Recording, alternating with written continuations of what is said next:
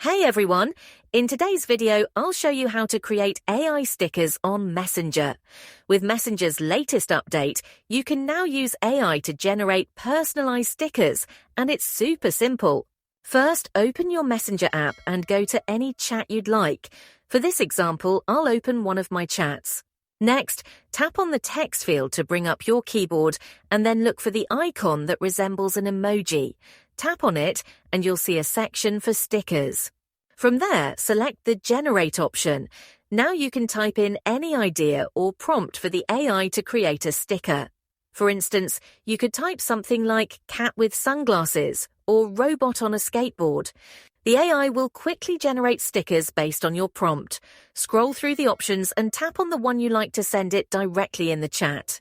Even better, the stickers you generate will stay in your stickers section, so you can reuse them anytime without having to recreate them.